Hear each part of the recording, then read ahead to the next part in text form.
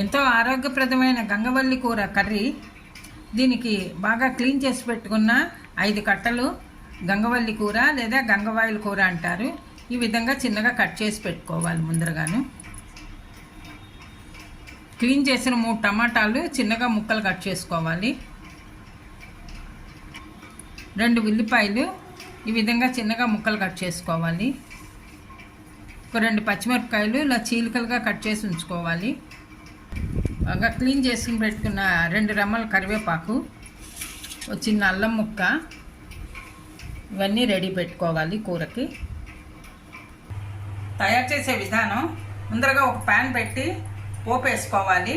పోపుకి 1 spoon oil వేసుకోవాలి. ఎక్కువ oil అక్కర్లేదు దీనికి. ఆయిల్ వేడెక్కాక పోపు దినుసులు: 1 స్పూన్ శనగపప్పు, 1 స్పూన్ మినపప్పు, 1/2 స్పూన్ జీలకర్ర, కొద్దిగా ఆవాలు,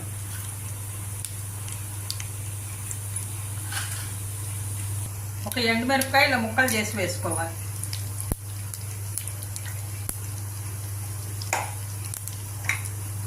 వేగింది, కొద్దిగా ఇంగు వేసుకోవాలి.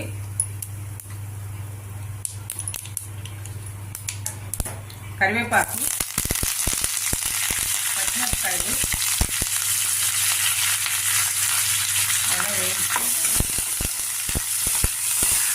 చిన్నగా కట్ చేసిన అల్లం ముక్కలు,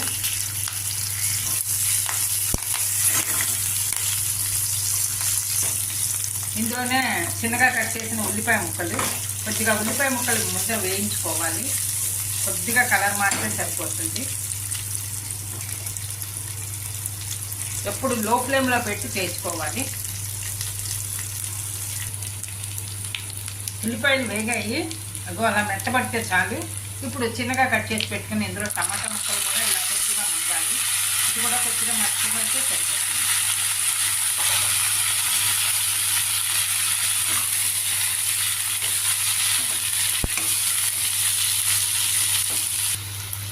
టమాటాలు కూడా బాగా మగ్గాయి.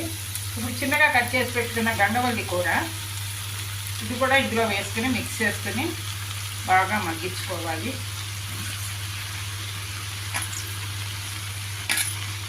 ఎందుకంటే బాగా మిక్స్ చేసుకోవాలి. ఆకుకూర కదా, ముందర టమాటాలు మగ్గేందుకు టైం తీసుకుంటుందని చెప్పి ముందర టమాటాలు మగ్గించుకొని లాస్ట్కి గంగవల్లి కూర వేసుకుంటే కనుక తొందరగా అయిపోతుంది.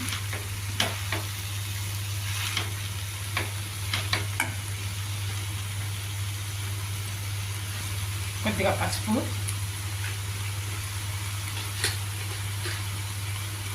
తగినంత ఉప్పు,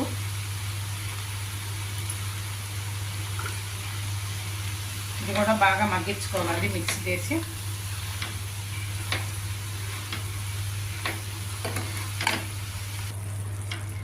గంగవల్లి ఆకు కూడా మగ్గుతోంది. కొద్దిగా ఇది పచ్చివాసన పోవాలి కదా, అందుకని కొద్దిగా ఇలా మగ్గిస్తున్నాను. ఎందుకంటే మాడిపోకుండా మనం కలుపుకుంటూ ఉండాలి మధ్య మధ్యలో.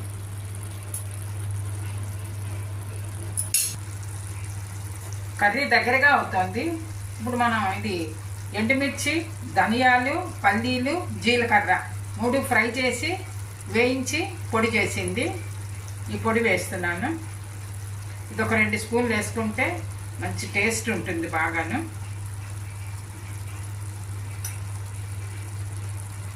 కారం వేసుకోవాలి. కారం మనకి తినేదాన్ని బట్టి ఎంతవరకు కావాలో అంతవరకు వేసుకోవాలి. ఎందుకంటే జీలకర్ర పొడి, ధనియాలు, దాంట్లో మిరపకాయలు వేసాము కదా, అందులోనూ పచ్చిమిరపకాయలు కూడా వేసాము.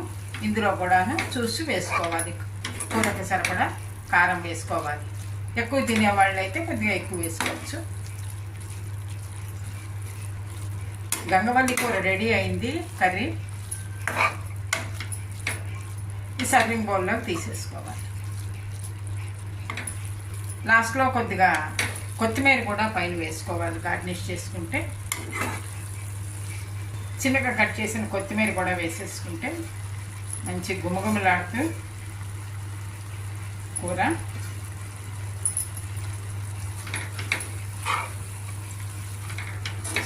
చిన్నవాళ్ళ దగ్గర నుంచి పెద్దవాళ్ళ దాకా అందరూ ఇష్టపడతారండి.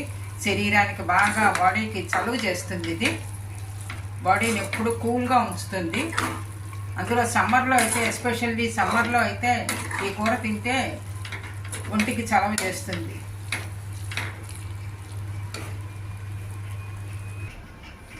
ఎన్నో ఆరోగ్య ప్రయోజనాలు ఉన్న గంగవల్లి కూర కర్రీ రెడీ అయింది.